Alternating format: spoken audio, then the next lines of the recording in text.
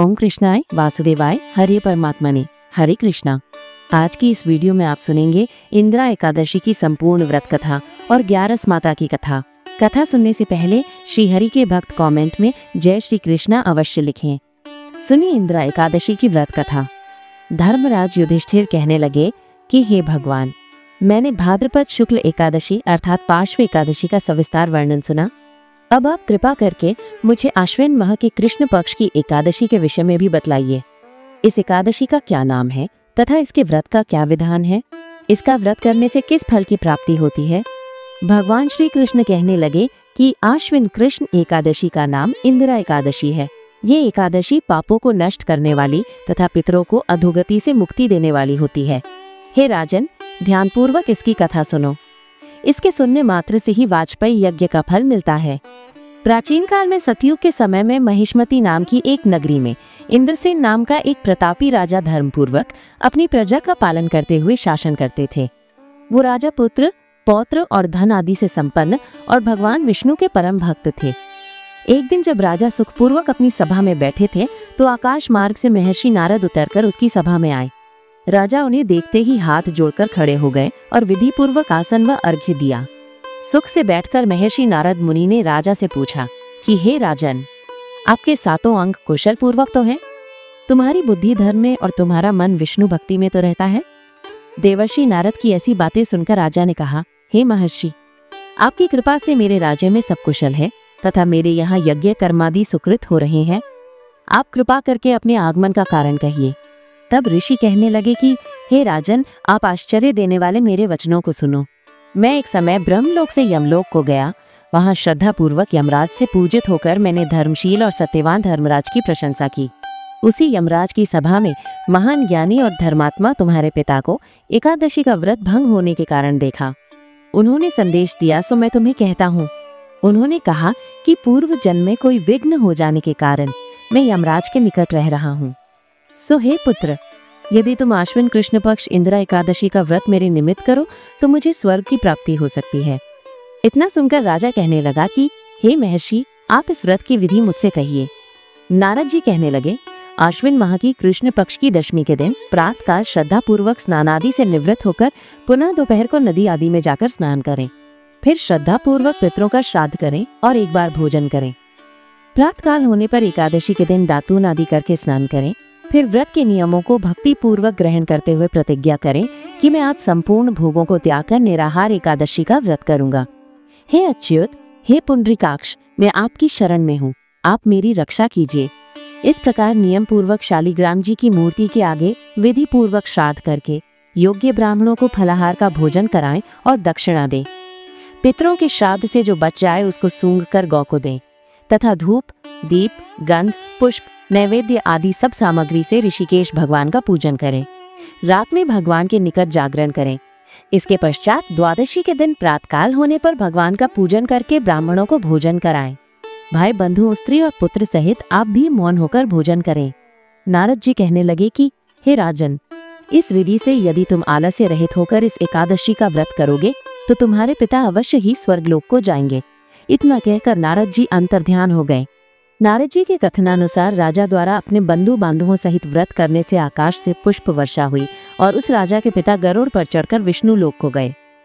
राजा इंद्रसेन भी एकादशी के व्रत के प्रभाव से निष्कंटक राज्य करके अंत में अपने पुत्र को सिंहासन पर बैठाकर स्वर्गलोक को गए। हे युधिष्ठिर, ये इंदिरा एकादशी के व्रत का महात्म्य मैंने तुमसे कहा। इसके पढ़ने और सुनने से मनुष्य सब पापों से छूट जाते हैं और सब प्रकार के भोगों को भोग कर बैकुंठ को प्राप्त होता है। बोले लक्ष्मी नारायण भगवान की जय। अब सुनिए 11 माता अर्थात एकादशी माता की कथा। पौराणिक कथा के अनुसार सतयुग में मुर नाम का दैत्य उत्पन्न हुआ। वो बड़ा बलवान और भयानक था। उस प्रचंड दैत्य ने देवराज इंद्र, आदित्य, वसु, वायु, अग्नि आदि सभी देवताओं को पराजित कर भगा दिया। तब देवराज इंद्र सहित सभी देवताओं ने भयभीत होकर भगवान शिव से सारा वृतांत कहा और देवतागण कहने लगे कि हे कैलाशपति, मूर दैत्य से भयभीत होकर हम सभी देवतागण मृत्यु लोक में फिर रहे हैं। हे महादेव, हम सभी पर बड़ा भारी संकट आ पड़ा है, कृपया हमारी रक्षा कीजिए। देवतागणों की बात सुनकर तब भगवान शिव इस प्रकार बोले, हे देवताओं, तीनों लोकों के स्वामी भक्तों के दुखों का नाश करने वाले भगवान विष्णु की शरण में जाओ, वे ही तुम्हारे दुखों को दूर कर सकते हैं। महादेव के ऐसे वचन सुनकर सभी देवता क्षीर सागर में पहुंचे। वहां भगवान को शयन करते देख हाथ जोड़कर उनकी स्तुति करने लगे। स्तुति करते हुए देवता गण इस प्रकार कहने लगे, हे देवताओं द्वारा स्तुति करने योग्य परम प्रिय प्रभु, आपको बारंबार नमस्कार है। देवताओं की रक्षा करने वाले मधुसूदन, आपको हमारा नमस्कार है। कृपया आप हमारी रक्षा करें। दैत्यों से भयभीत होकर हम सब इस समय आपकी शरण में हैं। देवराज इंद्र सहित देवताओं के ऐसे वचन सुनकर भगवान विष्णु कहने लगे, हे इंद्र, ऐसा मायावी दैत्य कौन है जिसने सभी देवताओं को जीत लिया है? उसका नाम क्या है? उसमें कितना बल है और वो किसके आश्रम में है? उसका स्थान कहाँ है? ये सब मुझसे बताओ। भगवान के ऐसे वचन सुनकर देवराज इंद्र कहने लगे, हे प्रभु, प्राचीन समय में नाड़ीजंग नाम का एक राक्षस था।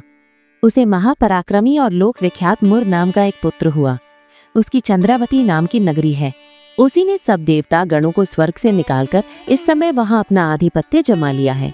उसने इंद्र, अग्नि, वरुण, यम, वायु आदि सभी देवताओं को उनके अधिकार से वंचित कर दिया है। हे प्रभु, उस दैत्य का अत्याचार तो इतना अधिक बढ़ चुका है कि वो स्वयं ही सूर्य बनकर प्रकाश करता है, स्वयं ही मेघ बन बैठा है और सबसे अजय हो गया है। हे असुर निकंदन, उस दुष्ट को मारकर हम देवता गणों को अजय बनाइए। ऐसे वचन सुनकर भगवान ने कहा, हे देवताओं, परेशान न हो, मैं शीघ्र ही उसका संहार करूंगा। तुम सब इस समय चंद्रावती नगरी में जाओ। इस प्रकार कहकर भगवान विष्णु सहित सभी देवताओं ने चंद्रावती नगरी की ओर प्रस्थान किया। उस समय दैत्य सेना सहित युद्ध भूमि में गरज रहा था। उसकी भयानक गर्जना सुनकर सभी देवतागण भय के मारे चारों दिशाओं में भागने लगे। जब स्वयं भगवान विष्णु रणभूमि में आए तो दैत्य उन पर भी अस्त्र शस्त्र आयुध लेकर दौड़े। भगवान ने तब उन्हें सर्प के समान अपने बाणों से बीध डाला। बहुत सारे दैत्य इस प्रकार मारे गए, केवल मुर बचा रहा। वो अविचल भाव से भगवान के साथ निर्भय होकर युद्ध करता रहा।